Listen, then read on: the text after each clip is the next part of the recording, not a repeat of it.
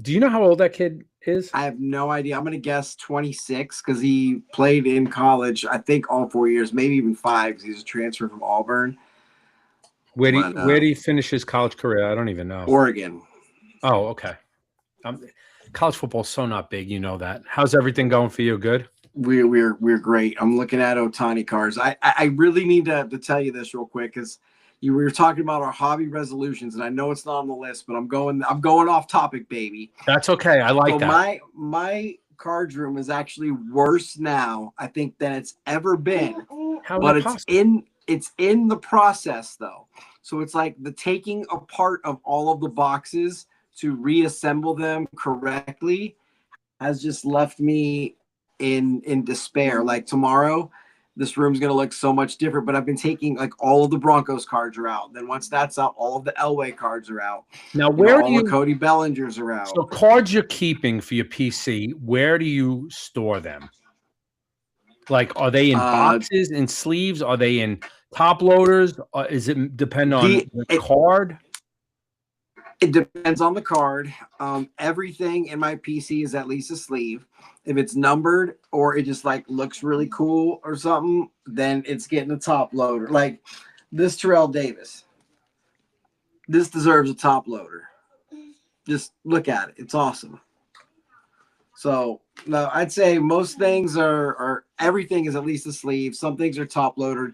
If it's going to be displayed, it'll be in a one touch or it's graded. And what do you keep like? And I'm really curious about this because I'm kind of going through a similar process right now. And the way I've always, and I probably mentioned this, but the way I've always sorted cards were as soon as I open a box or whatever it is, I sort it by year and set. So I have a shoebox that says Topps Chrome 2025, and I have the Chrome, and then in there I have sleeves. I'll have the rookie cards, rookie debut cards. I'll have inserts. I'll have any hits, and I'll sort them that way. But I'm realizing that they're just sitting in boxes. Yeah. And even though I have them cataloged, I'm never looking at them. So I decided that what I'm keeping is going into either a top loader or a one touch, and then or even potentially send out to be graded. And then everything else I'm looking to move. Like I'm literally that's I have exactly where I am. I have 500 cards when I'm done with all this, I'll be very happy. If I had 10 cards when I'm done with this, I'd be very happy. Yeah.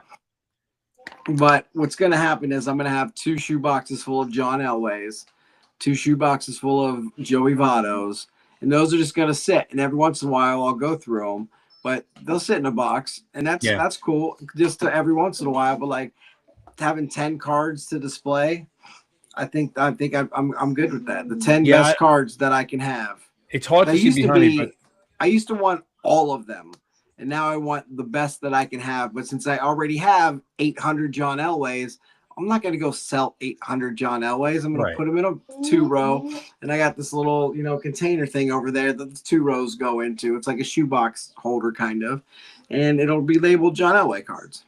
Yeah, I started playing around with even barcoding stuff, right? Like playing around serious. With it.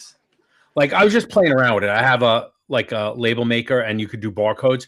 And then if you upload a spreadsheet, you could actually then start scanning that stuff. Like you could actually go in and sell and scan it. It'll show you all the detail.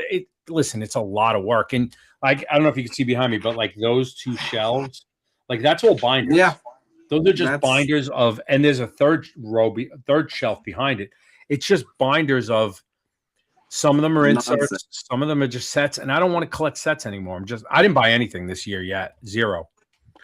I bought 1 update blaster. Becky and I shared it for Valentine's Day. I had a Pulse Schemes out of 99. Yeah, that paid for your blaster. Yeah. I haven't sold it yet, but looking it up, it's worth about the blaster. Yeah.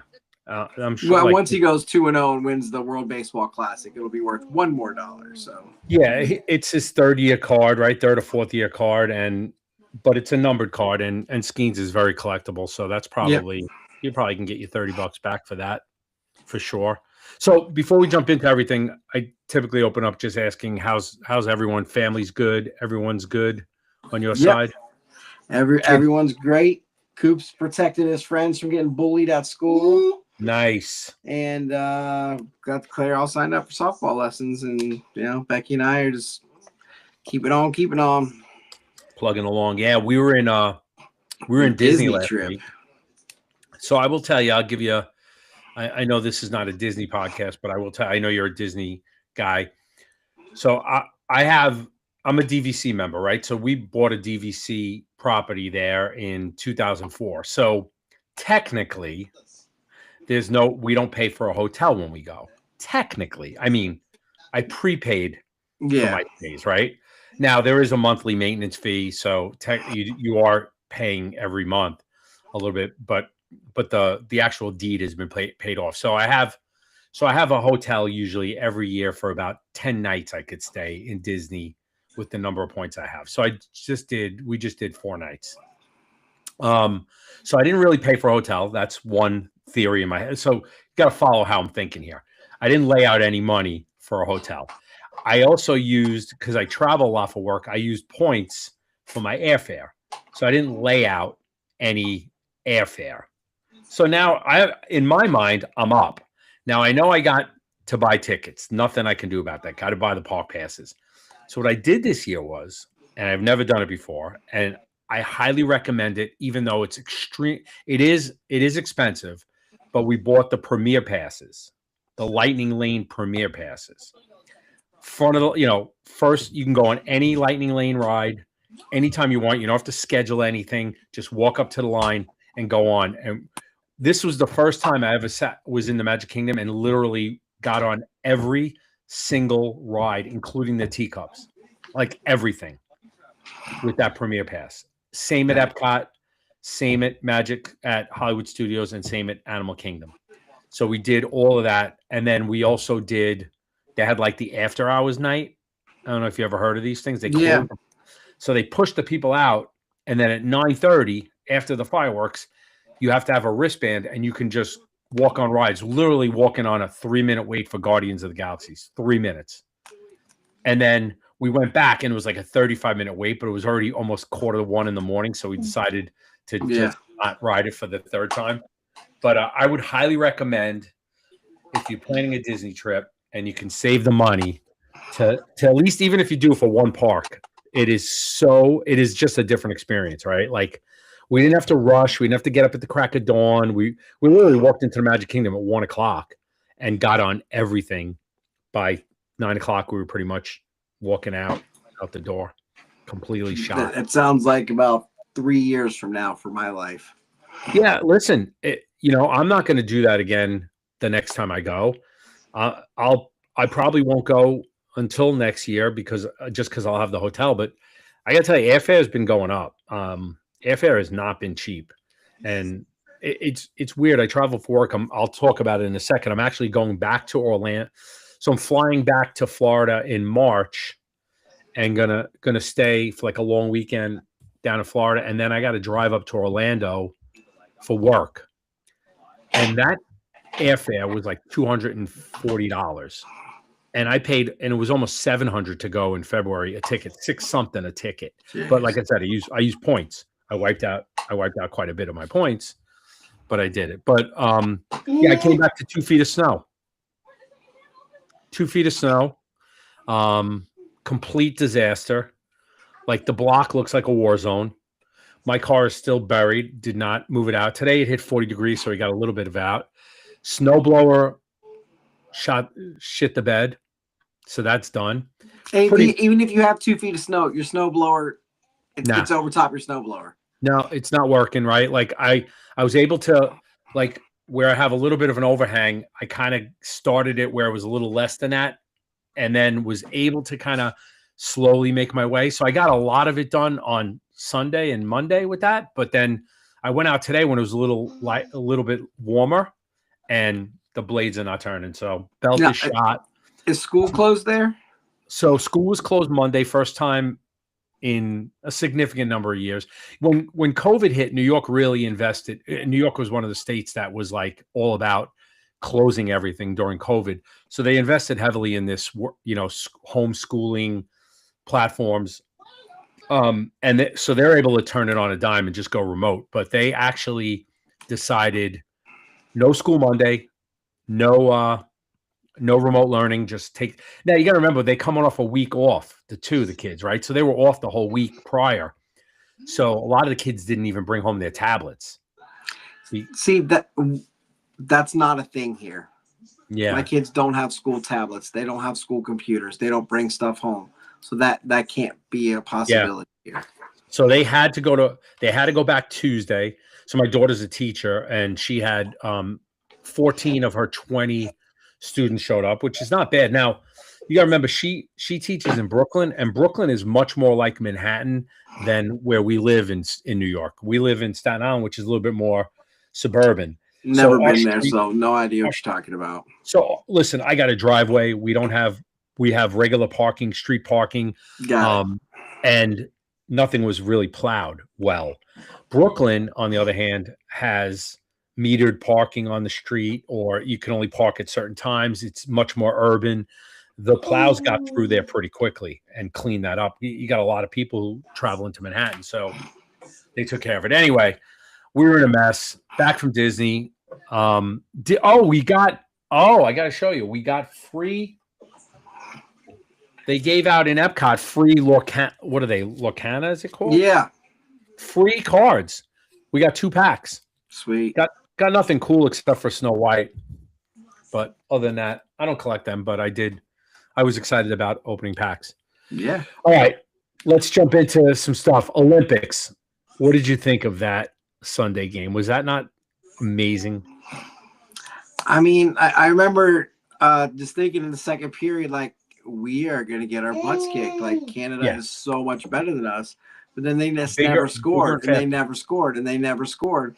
And then when it's, 3-on-3, Canada says that's not real hockey. They want to complain and everything. But then it reminds me of the year TJ Oshie had the shootout winner.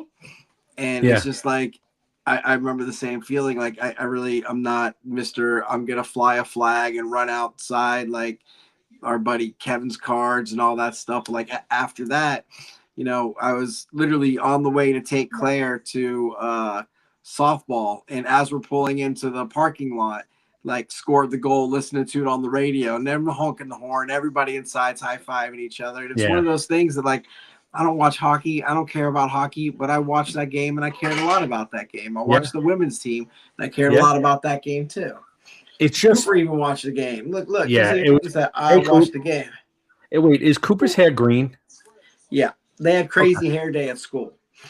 So I bought the $5 Walmart stuff, and it's supposed to be blue, but it's more of like a teal. Yeah. It matches his eyes. Yeah, match your eyes, buddy. Look at those eyes.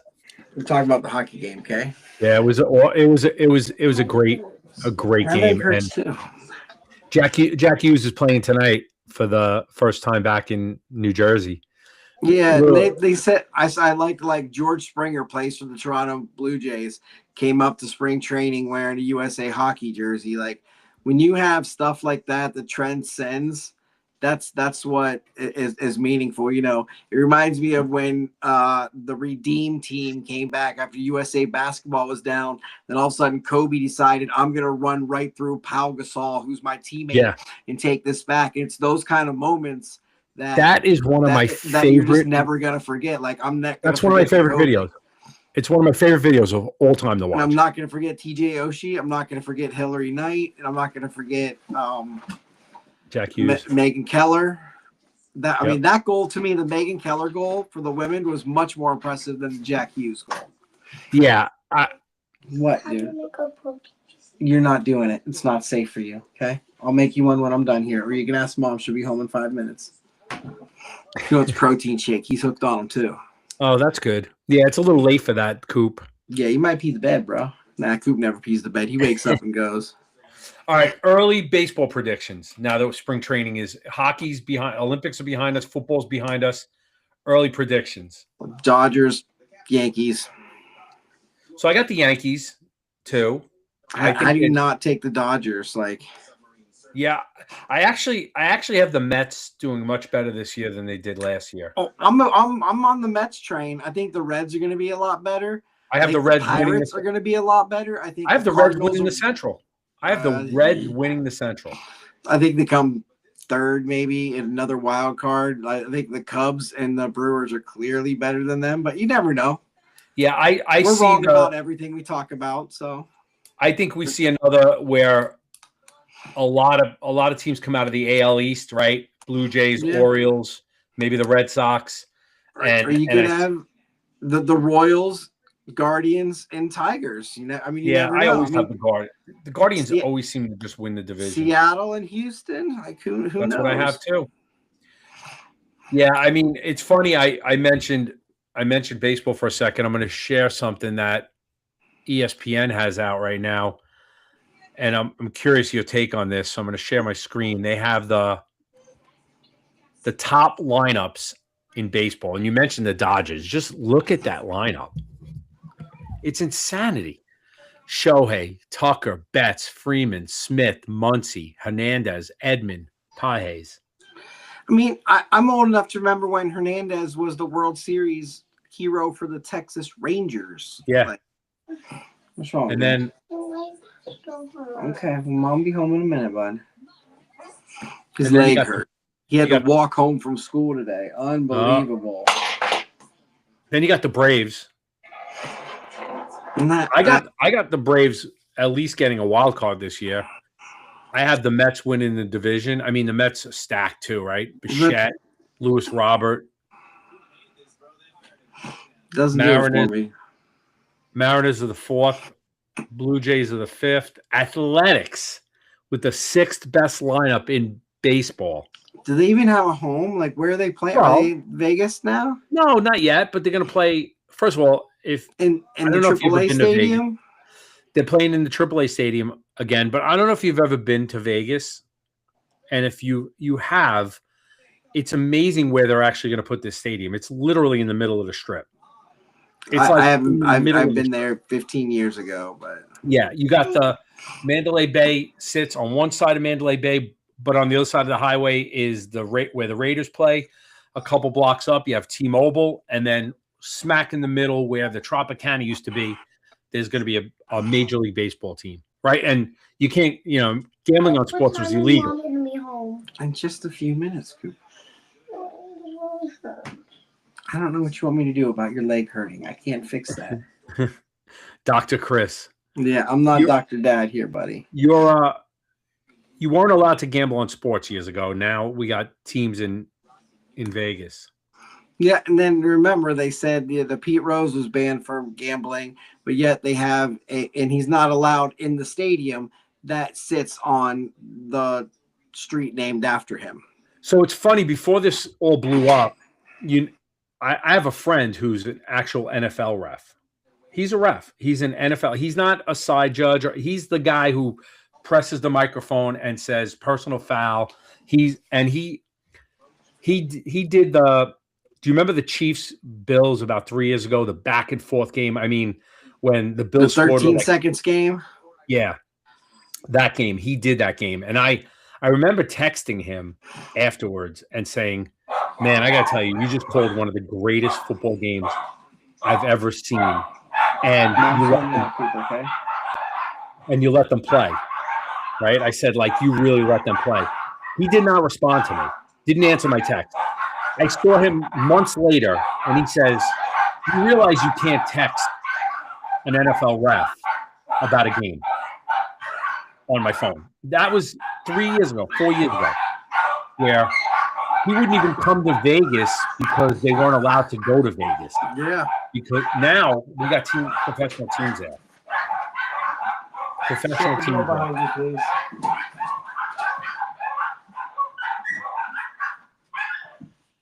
I'm going to jump, Chris, to probably your favorite topic right now. Oh, yeah. Look at your team. I thought they were going to get absolutely hammered by Michigan. But Boozer is bigger and stronger than everybody in college basketball. I can't remember someone who was that big and that strong since Zion Williamson. And Zion, I don't think dominated. He dominated in a different way than Boozer did. Like last year's Duke team might be the best team to not win it. I mean, look at the guys in the NBA. They had 3 top 5 picks. And Colin Knippel, he should be the rookie of the year, not Cooper Flagg. Yeah, I mean, the guy, every time I look at Topps now, he's got another card out. All 5 of their starters got drafted in the first round. Like, I don't think that's ever happened. Like, an epic collapse versus Houston. But this year you got Caden and Cam Boozer. They got some 3-point shooters. They're playing as a team instead of 5 individuals, which is normally what I feel like Duke does and why they're like always a Final Four team and not very often a champion. It's because you have 4 or 5 superstars who play as 4 or 5 superstars. Yeah. I feel like this team's playing as a team. Now, I thought Michigan was the best team that I've seen all year, and I was really surprised, actually. I thought Michigan won by 10+, but Boozer just took over that game, and I was talking to my dad about it over the weekend because Duke lost 4 games last year, and all 4 of them, Cooper Flagg missed the shot at the end. And in this game, Cameron Boozer hit the 3-pointer to seal it, and it was over. He hit the big shot that Cooper Flagg didn't. And I think Duke wins it all. I mean, like Arizona's very good, Michigan's good, Houston's good, UConn. I mean, like Miami, Ohio's the last undefeated team. This is when I start getting interested in college basketball. I mean, St. John's is, I guess, our team here in New York, and they're ranked 15th right now. And UConn, because of the Big East, kind of following I think here. that the top 6 teams, all of them have a shot. Everybody, and then it's just everybody else.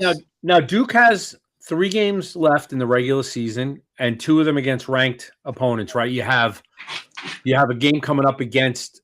I think they're playing Virginia. Yeah, they're both at home. We're going to absolutely wax both of them. You got Virginia and NC, and we lost to Carolina on that last second shot, so we're going to win by 30. And then you got NC State, which is unranked. Yeah. But you see your prediction, Duke winning it all. I want to mark that one down. It's going to be Duke versus Michigan in the final, and Duke will win. So you're going Duke. Well, I mean, obviously it depends if they're all 1 seeds and they're on the same side. But I think the Final Four is Duke, Houston, Arizona, and Michigan. Duke gets the revenge over Houston. Michigan beats Arizona. Duke beats Michigan in the final. And there's nobody calling timeouts like Chris Webber. It's just no Fab Five. Not in that game. All right, let's switch to the hobby, which is why we actually met and why we're together here. Let's talk about, and we're going to talk about Topps Rip Night because I know you wanted to chat about that. But first, I wanted to just get your take on everything that's coming out like over the next couple of weeks, right? We got Heritage. I feel like this is early for Heritage. I feel like I just don't care. Yeah, like February, like a March. I don't know why. I just, when I saw that it was already out on the top site, I kind of felt like it was early for Heritage. And maybe I'm just thinking of High Number, right? Which comes out much later in the year. But that, now, what is this celebration, Mega? Is this just the opening day boxes? Just to print more. Big League opening day, we used to take a box of because we go to the Reds opening day. We're going this year. We haven't gone in 2 years, but we're going this year. We got our hotel and everything. But my dad, my daughter, and I would take a box of opening day, and after the game, we'd open it in the hotel together, and it was great. You buy your $65 hobby box. So Panini trying to stay relevant, right? Panini Honors, Panini Photogenic. Nobody follows hockey. Like these Topps cards, Topps basketball is just not doing it for me. I know, but you got the 2 rookies, right? You got the 2 rookies. Yeah, I mean, like this is the hottest rookie class since Ja and Zion, and they're nothing now, but that 2019 class was unbelievable. So you've got an excellent class, but like the cards just don't do it for me. And even like the football cards look like the basketball cards. Like they like bring back like the 15 Topps ones or something. Now they got 2 releases what is this tomorrow? You got the rookies and highlights coming out, score supplemental coming out. See, like, Then okay, I rookies and supplemental or rookies and highlights. Is that different than rookies and stars? Because I remember is this new? Like, I've never heard of score supplemental. I've never heard of score supplemental either. Rookies and stars was not a Dunross product. It was a Panini product, but it wasn't like Dunross under the Dunross brand. It's just everything is just they're printing stuff just to print it now. Like Flawless, love it. Panini Honors, I actually really like Panini Honors.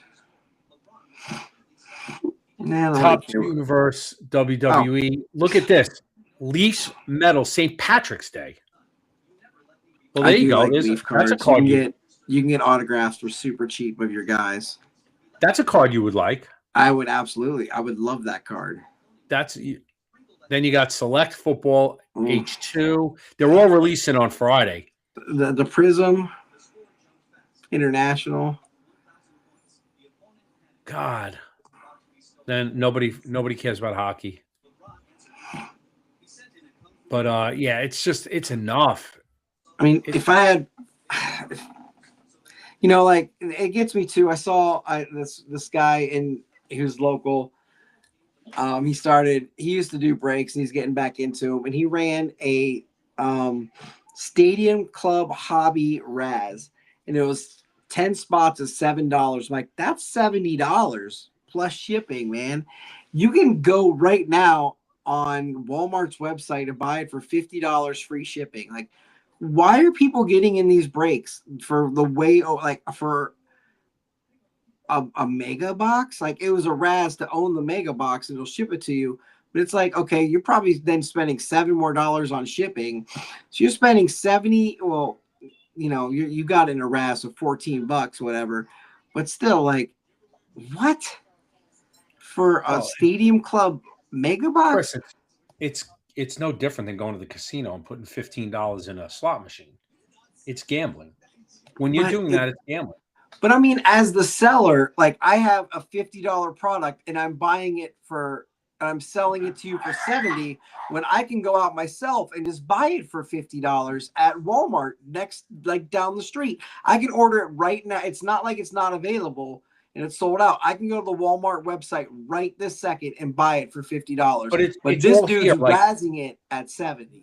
But it's all here. Like, I'm only spending $7, not $50. I know. I feel like it's ripping people off. It's taking advantage of people, and it is gambling, like you said. And I think that's the part that I just don't like about it. Well, it's interesting you bring that up. So when we get to the question of the night, I do have something around that, like, kind of the wisest advice you've ever gotten, right, in the hobby. And we'll get to that. But I want to talk about Rip Night.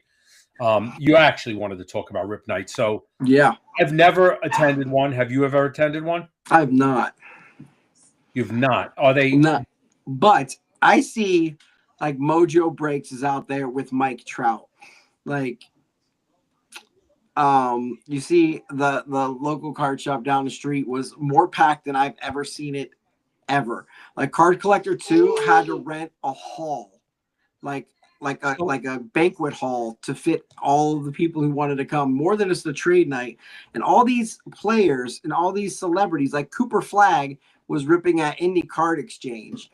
You've got WWE superstars, you've got MLB, NFL, Tom Brady's at his vault doing all these different appearances. And it starts getting me thinking, like, man, where was this stuff when we were 20 years old? But imagine having John Elway at some random card shop opening. And it's because I think these guys genuinely collect because they didn't grow up in the non-collect era. Now they see the money that's involved and they want to collect their own cards because they think it's cool. So I'm a little older than you. I will tell you that when I was growing up, I grew up in New York City my whole life. There were a lot more local stores, and it seemed like every weekend you could find a show. Right? Like, for me now, if I wanted to find a show every weekend, I would have to leave the state.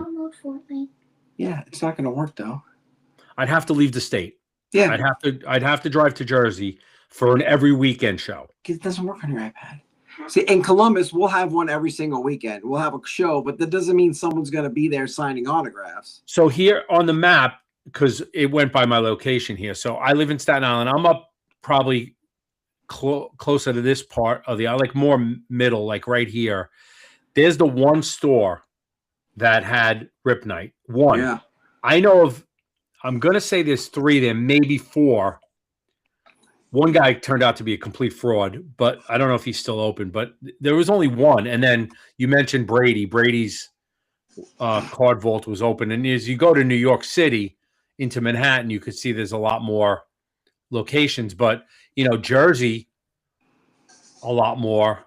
I mean, even Brooklyn. I mean, yeah, a simple Google search: Cooper Flagg, Cam Ward, Cody Rhodes, Cal Ripken Jr., Bryce Young, Mike Trout, Jock Caglione, Anthony Edwards, Tom Brady, and that's just from a Google search. The first names that come up: Christian or Charlie Condon, Christian Moore of the Angels. I think they should do more of these. Don Mattingly, Tony Gwynn. Yeah, absolutely. I mean, they have been. I think they're getting bigger, and I just think they're going to grow more and more because what was that, your list right there, where people are going to be?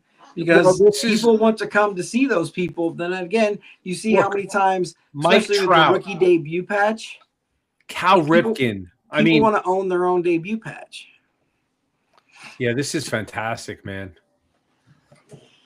I definitely would be interested, but I was in Disney, so you can download it. But I don't know what this is, Cooper, and I'm not paying for anything for you to do. Okay. Here. Does it have to have money? I have no idea. You can find out. Okay. It says get. There. Here you go. We had one in Queens. It looks like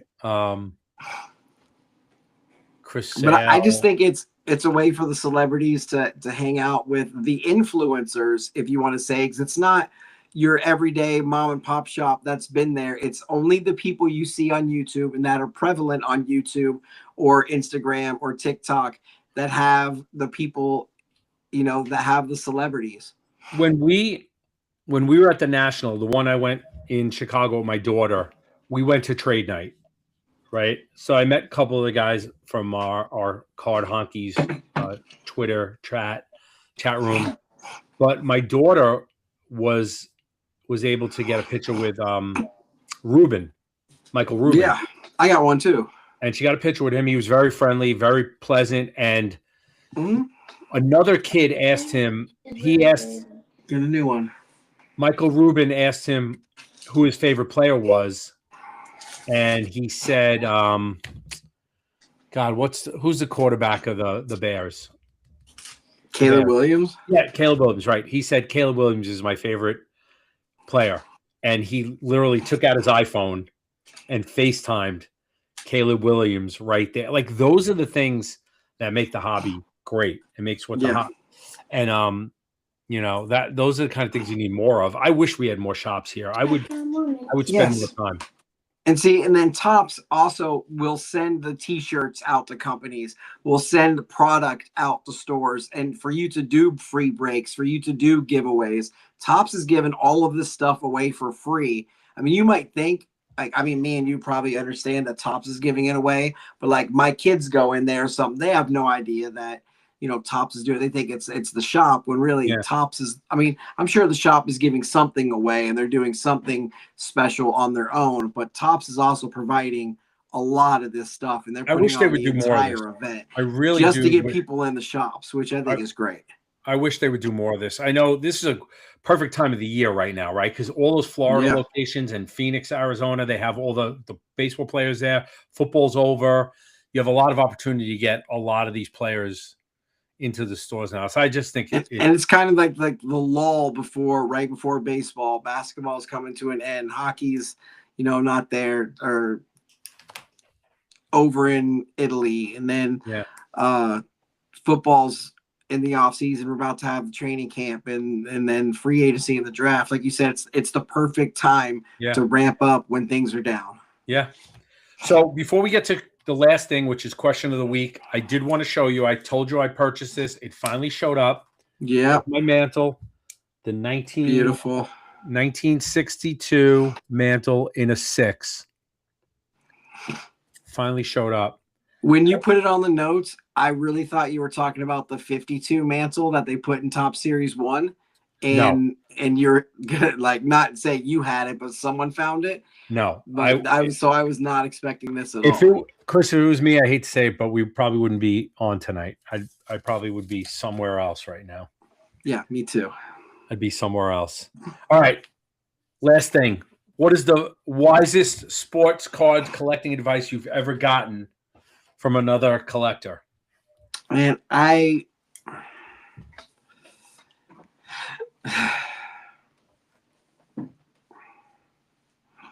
it's the cliche, and I've got the shirt from CGC. It says collect what you love. Yep. If you don't love it, sell it, move on from it, so you don't end up with a room like mine. Love about 10 cards. Absolutely say, you know what, do I really love this Princess Aurora card right here? I do not. I'm gonna sell it. But you know what, Vito? I absolutely love this Bo Jackson Bo Nix here, and I'm not going to sell it. So I'm going to collect that Bo Nix. So I really think it's important, and I wish I had. Oh, it's not making any noise. I will fix it in 3 minutes. I don't even know what I was talking about. Oh, so I have a room full of stuff that I don't love that I should have got rid of a long time ago. And now I'm underwater and I'm disorganized, and I should have taken that advice a long time ago. But like, move on from the stuff you don't care about. Somebody else cares about it. If not, they're going to try to make money off of it. Like, I don't think very many people care about this Shohei Ohtani turkey. But you know what? Maybe I get 50 cents for it, and then all of a sudden someone else has it. They go sell it for $1 at a card show. They make 50 cents. I get 50 cents, and I don't have this card here anymore. Yeah. So I think it's just hold on, and like figure out what you really, really want to collect and want to keep. It's okay to change your PC. Listen, that's why it's personal. I don't want to sound morbid, but I'm also thinking down the road, like when I do leave this to my daughter, like, I don't want to leave her in a complete mess. Mess, yeah. And I know that, like, listen, I knock on wood, I hope I'm still here for a long, long time. But I just am thinking about those things as I'm getting closer to retirement, right? I'm like probably 5 years away from wanting to retire. And, you know, what am I going to leave her with? Like boxes of shoe boxes. And as much as she's into the hobby, she doesn't know, right? Like she appreciates a good card. She knows when we pull a good hit. But at the end of the day, it's about getting organized. I guess my last thing, my advice that I've gotten is very similar. It's like, you can't own everything, right? And I think there was a time during COVID where I thought I could own everything. I'm not kidding. I really thought I can get into every break. And I was buying into the Padres because I loved Tatis. I wanted Tatis. And I was chasing Tatis. And I was buying into everything. Inception, Bowman's Best, regular Bowman, Chrome, everything, Topps Chrome. And then I just said, it's enough. You can't own everything. You can't own every card. And I've been able to pick and choose which Tatis cards I've wanted just using that mentality. But it's very similar to you. It's like, stay organized, get organized. Don't try to own everything. And I would tell you one that I try to tell everyone, because I just had this conversation with someone at work today, was applaud people when they do get something that they love, right? Like I love going on Twitter and seeing or X and seeing somebody post a card and they were either chasing it or they pulled it or they picked it up on eBay or wherever they may do their buying and they just love it. And that's the kind of stuff that I applaud. Like people like Suze that you mentioned, right? Ashley. I love Ashley on Twitter too, because she just like, she'll buy $1 card just because she loves it. And she'll put it on there like just hit a 1-of-1 Ohtani auto rookie card, right? And I love that. And then don't be the guy in the comments saying it's off-centered. You got a dinged corner. Like, I'm here to show you that I bought something that I liked. If you want to just tear me down, then that says a lot about you as a human being. Absolutely. On that note, have a wonderful night. Have a good rest of the week. I'll talk to you online. Have fun and enjoy. All right, man. We'll see you. Thanks for having Thanks, me. brother. You See you got it, of next time. course. Bye.